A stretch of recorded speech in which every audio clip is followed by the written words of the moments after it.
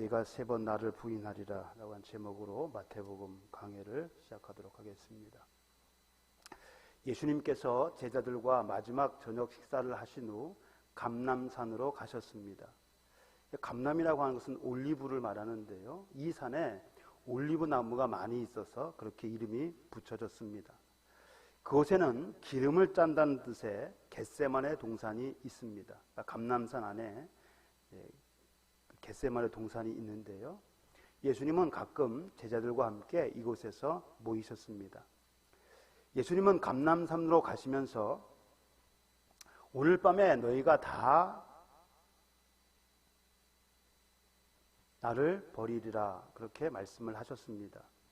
그러자 베드로가 이렇게 얘기를 합니다. 모든 사람이 다 주님을 버린다 해도 저는 결코 주님을 버리지 않겠습니다. 다른 사람은 몰라도 베드로는 자신이 내가 주님과 함께 죽는 한이 있더라도 절대로 주님을 모른다고 하지는 않을 것이라 그런 확신을 했습니다.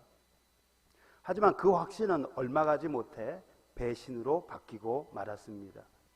예수님의 말씀대로 베드로는 3번씩이나 주님을 모른다고 부인을 한 것입니다. 이 사건이 우리에게 주는 교훈을 살펴봄으로써 은혜를 함께 나누고자 합니다. 첫 번째, 깨어 기도해야 합니다. 겟세마네 동산에 이르신 예수님께서는 제자들에게 내가 저기 가서 기도할 동안에 너희는 여기 앉아 있으라 그렇게 말씀을 하신 후에 3명의 제자들, 즉 베드로와 세베대의 두 아들 야고보와 요한을 데리고 가시면서 그들에게 이렇게 당부를 하셨습니다. 내 마음이 매우 고민하여 죽게 되었으니 너희는 여기 머물러 나와 함께 깨어 있으라. 그리고는 조금 떨어진 곳으로 가서서 땀이 핏방울같이 될 정도로 힘써 기도하셨습니다. 제자들에게 깨어 있으라고 당부하신 후에 따로 조금 떨어진 곳에 가셔서 하나님께 기도를 한 것입니다. 예수님께서는 하나님이시죠. 그러나 사람의 몸으로 이 땅에 오셨습니다. 그러기에 사람이 겪는 고통, 모든 어려움들을 다 경험하셨습니다. 하나님이시기 때문에 사람이 겪는 고통을 면하신 것이 아니라요, 사람의 몸을 입고 온 이상 사람이 겪는 모든 고통을 다 경험을 하셨습니다. 배고픔도 겪으셨고요, 피곤함도 겪으셨습니다. 또 시험도 받으셨습니다. 그리고 십자가의 고통이 얼마나 큰지도 알고 계셨습니다. 이 십자가의 고통, 십자가의 형벌은요, 죄인의 손목과 발 뒤꿈치에, 우리 영화를 가끔 보면 손바닥 이렇게 나와 있는데 손바닥이 아니고 손목입니다. 손목에 또 발 뒤꿈치에 지름이 1cm, 길이가 15cm 정도 되는 쇠못을 박았습니다. 이때의 고통은 이루 말할 수 없습니다. 어떤 사람은 이렇게 표현을 해요. 여러분 펜치 아시죠? 펜치라고도 하는데 그 펜치로 신경을 잡고 비틀어서 짓누르는 고통, 이렇게 묘사를 합니다. 직접 경험해 봤는지는 모르겠지만 아무튼 이 못을 박힐 때 그 고통이 심합니다. 그런데 진짜 고통은요, 못 박힌 몸이 세워지게 되면 그때부터 시작이 됩니다. 십자가에 누웠잖아요. 못을 박고 이렇게 세운단 말이죠. 그러면 이 팔이 이제 매달렸다가 무게가 밑으로 내려가니까 이 탈골이 된다 그래요. 팔이 늘어나고 숨이 가빠오고, 이 고통이 심하니까 또 발로 또 지탱을 합니다. 또 이렇게 세워요. 이것을 계속해서 반복해야 합니다. 기절했다가 깨어나고 기절했다가 깨어나고. 이게 한두 시간에 그런 것이 아니고요, 보통 2, 3일, 길게는 일주일 동안 그런 고통을 겪다가 서서히 죽어가는 형벌이 바로 십자가입니다. 십자가 형벌입니다. 그래서 십자가의 처형은요, 당시 로마 제국의 사형법 중에서 가장 극형에 해당하는 것으로 반란을 일으킨 사람들, 그리고 도망한 노예나 가장 흉악한 범죄자들에게만 적용되는 형벌이었습니다. 예수님께서 그런 형벌을 받게 된 거예요. 예수님께서는 십자가의 고통, 이것을 잘 알고 계셨기 때문에 할 수만 있으면 그러한 죽음에서 벗어나고 싶었습니다. 그래서 하나님께 이렇게 기도를 하죠. 만일 할만하시거든 이 잔을 내게서 지나가게 하옵소서. 이렇게 간절히 기도를 했습니다. 이는 예수님의 인성, 즉 예수님도 우리처럼 연약한 성정을 가진 사람임을 잘 보여주고 있습니다. 하지만 십자가의 죽음이 하나님의 뜻이고 자신이 감당해야 할 일임을 잘 알고 계셨던 예수님께서는 나의 원대로 마옵시고 아버지의 원대로 하옵소서라고 기도하심으로써 자신의 뜻이 아닌 하나님의 뜻이 이루어지기를 원하셨습니다. 그런데 이런 예수님과 달리요 제자들은 잠을 자고 있었습니다. 물론 그들은 피곤했을 것입니다. 종일토록 분주하게 다니느라 피곤해 지쳤을 것입니다. 그래서 깨어있으라는 당부에도 졸음을 이기지 못해 잠이 들고 말았습니다. 누가복음에는요 왜 제자들이 잠을 잤는가 그 이유가 설명이 되어 있습니다. 그 이유가 뭐냐면 슬픔으로 인하여 잠을 잤다, 그렇게 설명을 하고 있습니다. 슬픔에 지쳐 잠이 들었다는 것입니다. 너무 슬퍼서 잠이 들었는지 아무튼 슬픔으로 인하여 잠이 들었다, 그렇게 설명하고 있습니다. 제가 군대 생활할 때 제 후임병 하나가 어머니가 돌아가셨다는 소식을 딱 들었어요. 그 소식을 듣고서 굉장히 슬퍼하죠. 어머니 돌아가셨다고 하니까. 근데 조금 있다가 없어졌어요. 사라졌어요. 아무리 찾아도 없는 거예요. 기다려도 안 오고. 혹시 탈영한 것이 아닌가. 그래서 막 뒤졌습니다. 이것저것 다 뒤졌는데 어디 있었냐면 화장실에 들어가서 울다가 잠이 들어버린 거예요. 너무 슬퍼가지고 화장실에서 울다가 그대로 잠이 들었어요. 너무 슬프니까 울다가 지쳐서 잠이 들었던 것 같아요. 제자들이. 예수님께서는 제자들이 잠을 자고 있는 것을 보시고 베드로에게 너희가 나와 함께 한 시간도 이렇게 깨어 있을 수 없느냐라고 그렇게 책망을 하셨습니다. 책망이라고 할 것까지는 없지만 아무튼 한 시간도 깨어 있을 수 없느냐 그렇게 말씀을 하셨어요. 근데 특별히 베드로에게 이렇게 말씀을 하셨다고 그랬습니다. 조금 전 그는 주와 함께 죽을지언정 주를 부인하지 않겠다고 호언장담을 했습니다. 그런데 잠조차 이지 못할 정도로 그의 육신은 연약했습니다. 예수님께서 베드로에게 이렇게 말씀하신 것은 그의 연약함을 상기시켜 주시기 위함이었을 것입니다. 인간이 그렇게 연약한 존재라는 것이죠. 그럼 세상에서 가장 무거운 게 뭡니까? 세상에서 가장 무거운 게 눈꺼풀입니다. 눈꺼풀. 잠이 쏟아지는 눈꺼풀을 참기가 그렇게 힘들다 그래요. 고문 중에서 가장 심한 고문이 잠을 안 재우는 것이라고 할 정도로 잠은 식욕과 더불어서 인간의 기본적이고 본능적인 욕구입니다. 그러니까 사람은 먹어야 살고요. 잠을 자야 삽니다. 하지만 곧 닥칠 예수님의 죽으심을 직시했더라면 이제 예수님이 곧 잡혀서 돌아가실 텐데 그리고 지금 땀이 핏방울이 같이 될 정도로 간절히 기도하고 계시는데 제자들은 그 곁에서 잠을 자고 있었단 말이죠. 예수님이 아마 큰 소리로 기도했을 거 아닙니까? 그런데 옆에서 그 곁에서 물론 바로 곁은 아니에요. 약간 떨어진 곳에서 있었지만 아무튼 그 기도 소리가 들렸을 것이고 그럼에도 불구하고 제자들이 잠을 자고 있었다는 것입니다. 그런 제자들에게 예수님께서는 시험에 들지 않게 깨어 기도하라 그렇게 말씀을 하셨습니다. 시험에는 두 종류가 있죠. 하나님께서 당신의 자녀들의 믿음이 진실한지 혹은 그 믿음이 얼마나 되는지 여부를 알기 위해서 주는 시험이 있습니다. 이것을 다른 말로 시련이라고 합니다. 야고보서 1장 10절에 보니까 시련이라고 하기도 하고요. 영어로는 테스트. 학교에서 학생들이 시험을 보잖아요. 그러니까 학생 능력이 어느 정도 되는지 잘 따라오고 있는지를 테스트하기 위한 것이에요. 하나님이 주신 것은 이것은 시련입니다. 테스트. 반면에 마귀가 주는 시험이 있습니다. 이것은 하나님의 자녀들을 넘어뜨리기 위해 주는 시험. 그래서 이것을 유혹이라고 합니다. 유혹. 예수님께서 말씀하신 시험은요, 바로 이 유혹을 말합니다. 누가복음 22장 40절에는 유혹에 빠지지 않게 기도하라 그렇게 말씀하신 걸로 되어 있습니다. 헬라어로는 같은 단어입니다. 똑같은 단어인데 둘의 목적은 완전히 다릅니다. 하나님께서 주시는 시험은 신앙의 연단을 위한 것이지만 사탄이 주는 시험은 믿음에서 떠나게 하는 것이 그 목적입니다. 이 유혹에서 벗어날 수 있는 길은요, 기도밖에 없습니다. 인간은 연약한 존재죠. 갈대처럼 연약한 인간은 스스로의 힘으로 마귀의 유혹을 이겨낼 수가 없습니다. 그럼 깨어 기도하라고 한 거예요. 마귀의 유혹을, 세상의 유혹을 이길 수 있는 힘은 뭐예요? 기도. 자신의 힘으로 안 되니까 하나님께서 자기를 도와주셔야 되면 되는 거예요. 성령께서 자기에게 힘을 주셔야만 되는 것이에요. 그래서 깨어 기도해야 됩니다. 예수님께서는 기도하심으로 하나님의 뜻에 순종할 수 있었지만 제자들은 깨어 기도하지 못하고 잠에 빠짐으로 예수님을 버리고 도망하고 말았습니다. 그러므로 우리는 기도해야 합니다.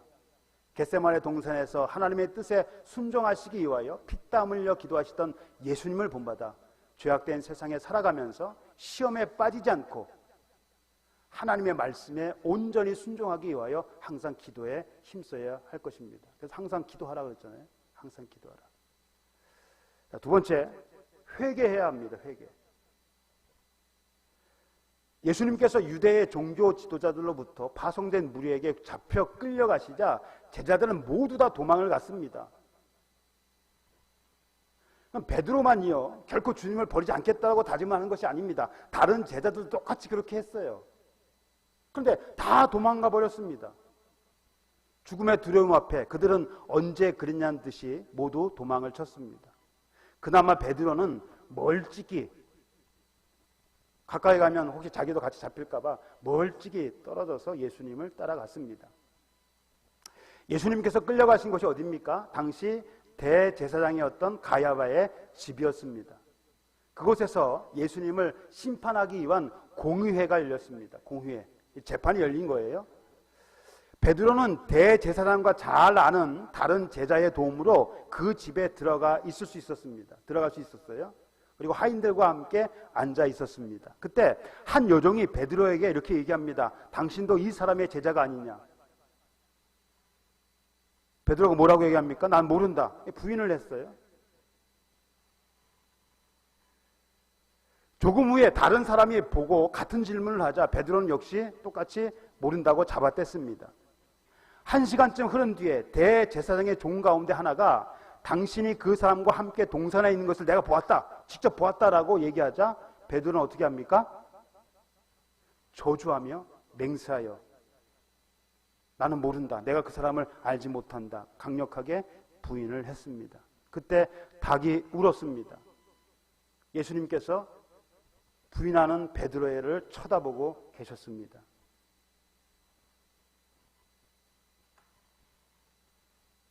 베드로가 지금 부인하고 있는데 예수님께서 그 베드로를 보고 계시는 거예요. 눈이 딱 마주쳤어요. 눈이. 순간 이 베드로가요, 오늘 밤 닭 울기 전에 내가 3번 나를 부인하리라 하는 이 예수님의 말씀이 생각이 났습니다. 도저히 견딜 수가 없었어요. 그 자리에 머물러 있을 수가 없었습니다. 그래서 어떻게 했습니까? 밖에 나가서 심히 통곡했습니다. 단순한 후회가 아니고요, 회개입니다. 회개.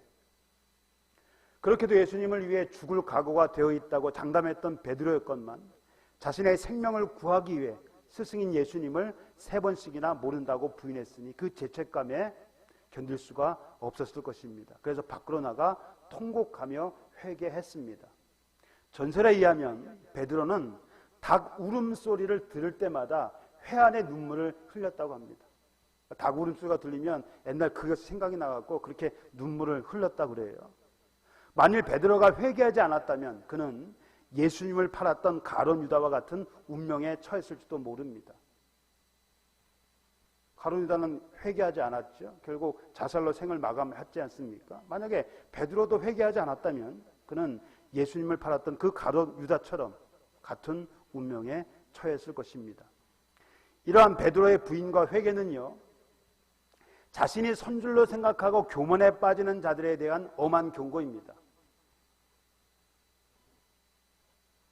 베드로 장담을 했잖아요. 결코 주님을 부인하지 않겠습니다. 마치 자기가 굉장한 믿음이 있는 것처럼, 스스로 그렇게 할 수 있는 능력이 있는 것처럼, 그러니까 선줄로 생각을 한 거예요. 그런 자들에게는 교만에 빠지는 자들, 넘어질까 조심하라고 그랬죠. 그러니까 그런 자들에 대한 경고임에 경고를 해주시는 동시에 아무리 큰 실수를 범했을지라도 회개하는 자에게 그리스도의 용서와 화해의 길이 열려 있음을 보여줍니다. 큰 죄를 범했을지라도 진심으로 뉘우치고 회개하는 자에게. 가룟 유다도요, 정말 회개를 했다라면 용서를 받을 수 있었을 것입니다. 그런데 결국 회개하지 않았어요. 가룟 유다는 회개하지 않았지만 베드로는 회개했습니다. 마지막으로 세 번째, 자기를 부인해야 합니다. 그러니까 자기를 부인하지 않으니까 누구를 부인해요? 예수님을 부인했어요. 자기를 부인해야 됩니다. 예수님께서는 자신을 따르려는 자들에게 뭐라고 말씀하셨습니까? 누구든지 나를 따라오려거든 자기를 부인하고 자기 십자가를 지고 나를 따를 것이라. 자기를 부인한다는 말이 뭡니까? 욕망이나 생각 그리고 주장 따위를 버리라는 겁니다. 자신의 욕망, 자신의 생각, 자신의 주장, 이 모든 것을 다 포기하라는 거예요. 사람에게는요, 천성적으로 가지고 있는 욕망이 있지요. 무엇을 하거나 가지려는 마음, 그것을 욕망이라고 하는데,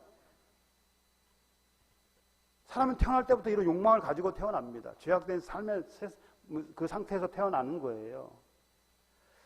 이런 욕망을 불교에서는 뭐라고 합니까? 오욕이라고 합니다. 오욕. 5가지 욕망이라고 그래요.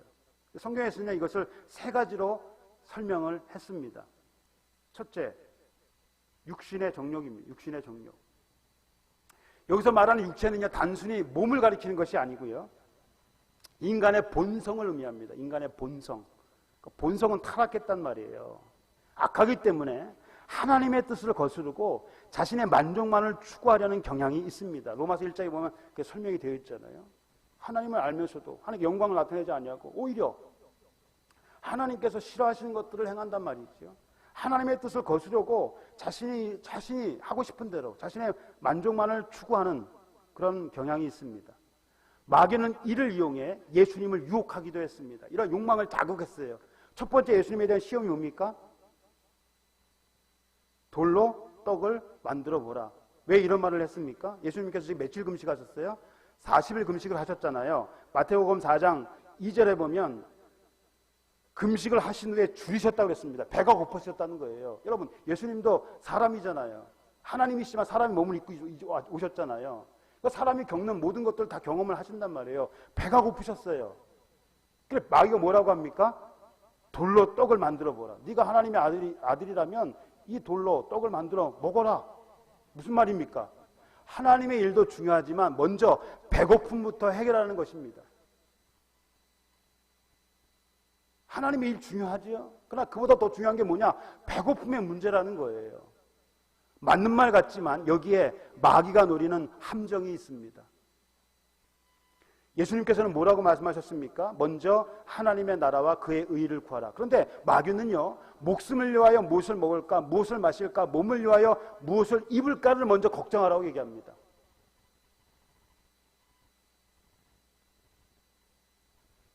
하나님을 믿지도 않고 알지도 못하는 세상 사람들이야 먹고 사는 문제가 무엇보다 가장 중요하지요.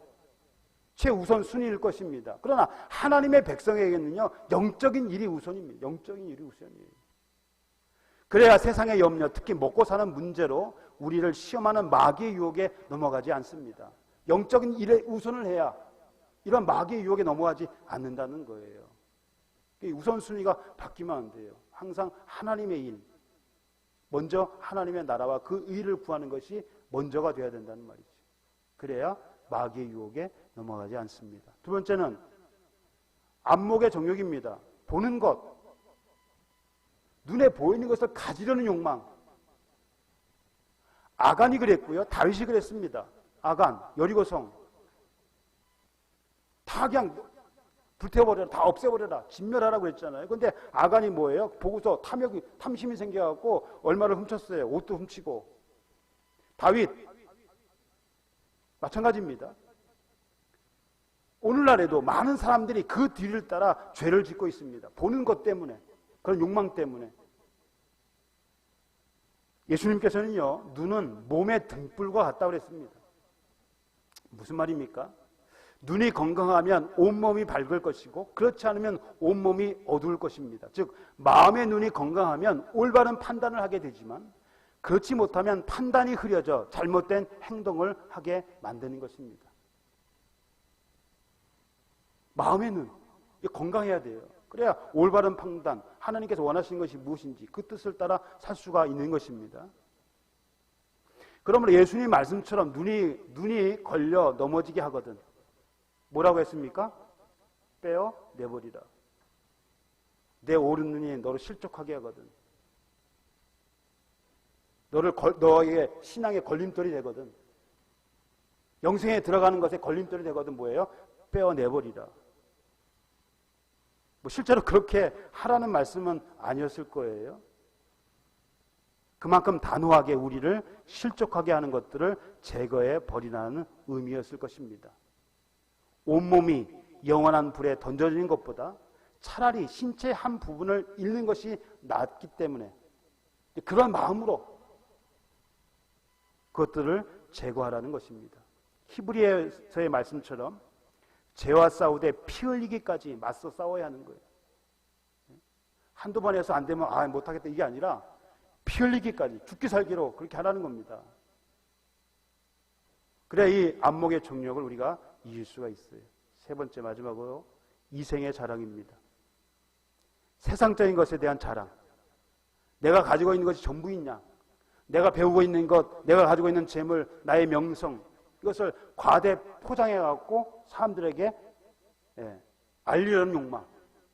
다른 말로 허세라고 그러죠. 허세. 별거 아닌 것 같고 마치 대단한 것처럼 허세를 부리는 것이 바로 이 이생의 자랑입니다. 예수님의 제자들은요, 바로 이러한 욕망에 사로잡혀 있었습니다. 누가 더 높은 자리에 앉느냐? 누가 더 높은 자리에 앉느냐? 그것 때문에 종종 다투기까지 했죠. 예수님께서 지금 고난을 받으시려고 하는 그 순간에서조차도 그들은 이러한 욕망에 사로잡혀 있었습니다.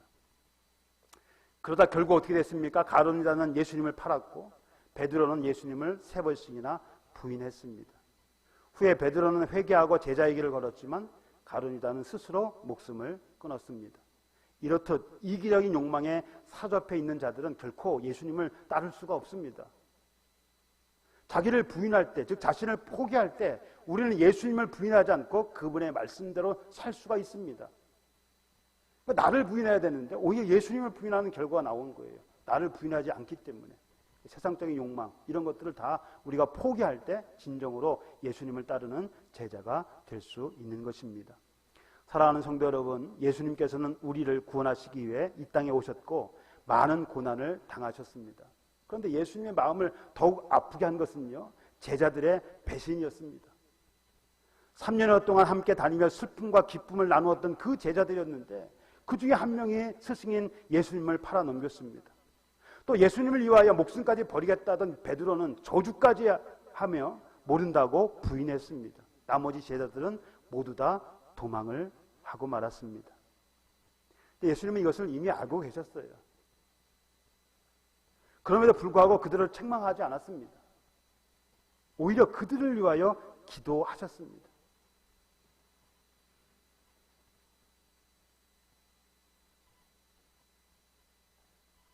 자신의 제자들이 그 사명을 온전히 감당할 수 있게끔 예수님은 그들을 위하여 기도하셨습니다. 요한복음 17장에 그 기도의 내용이 나옵니다.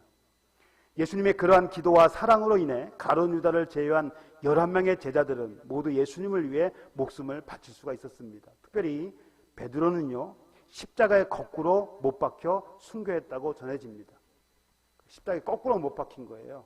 그 이유는 베드로의 요청에 의한 것입니다.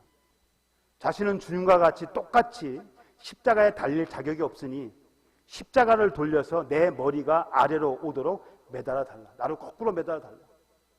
나는 예수님처럼 달릴 자격이 없다. 나를 거꾸로 매달아 달라. 그의 요청 때문에 그렇게 했습니다.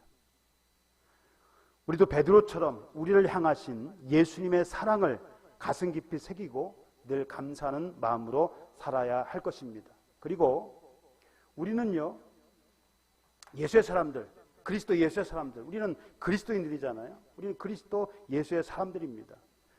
그리스도 예수의 사람들은 육체와 함께 그 정욕과 탐심을 어떻게 했어요? 십자가에 못 박은 사람들입니다. 세상의 정욕, 육체의 정욕, 안목의 정욕, 이생의 자랑, 이 모든 것들을 십자가에 못 박은 자들입니다. 그러므로 이제는 우리를 위해 사는 것이 아니라, 내 자신을 위해 사는 것이 아니라 오직 하나님의 영광만을 위하여 살아야 됩니다. 나를 자랑하는 것이 아니라 나를 위하여 십자가에 못 박혀 돌아가신 그 예수님을 우리가 자랑해야 하는 것입니다. 세상적인 일보다 무엇보다 영적인 일에 더 관심을 가지고 하나님의 영광을 나타낼 수 있는 그런 삶이 되어지기를 예수님의 이름으로 소원합니다.